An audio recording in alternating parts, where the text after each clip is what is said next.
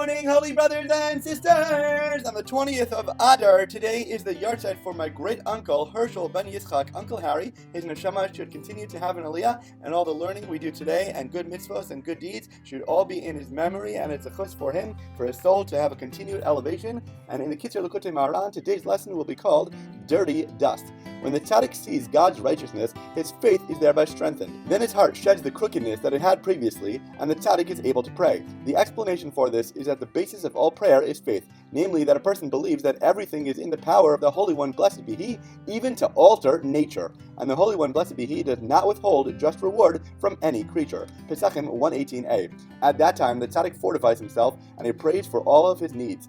This whole process is embodied in the mitzvah of the red heifer, the para aduma, Numbers 19:2. The red heifer corresponds to prayer as it is written, "We will pay off our cattle offerings with our lips," Hosea 14:3, alluding to prayer. Furthermore, the description, entirely red, without a blemish, and which has not gone under a yoke, Numbers 19:2, refers to the way that the tzaddik sees and comprehends God's righteousness. For God weakens the power of judgment and removes it from the wicked for the benefit of the tzaddik, and through this, the tzaddik, the righteous one's faith, is thereby strengthened and he is able to pray.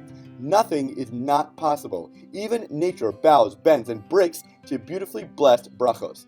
This is the meaning of the dust and ashes mentioned in connection with the red heifer, Ibn 19:10-17. Since prayer requires both of these components, to elaborate, during prayer it is necessary to subjugate both the individual and collective evil to the good, as in you will crush the wicked, and there will be ashes under the soles of your feet.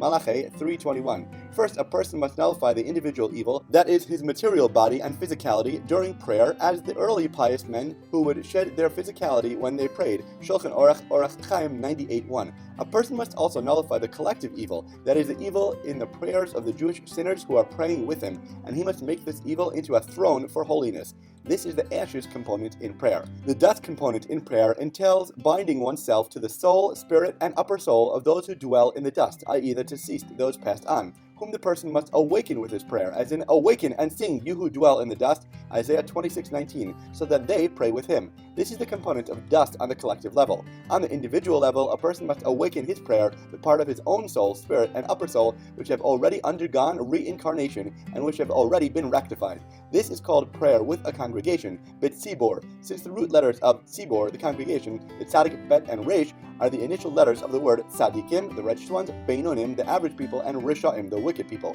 Average people corresponds to the person who is praying, tzaddikim correspond to the component of dust, and wicked people to the component of ashes. Unify the world, past, present, and future generations, to gather and glorify God.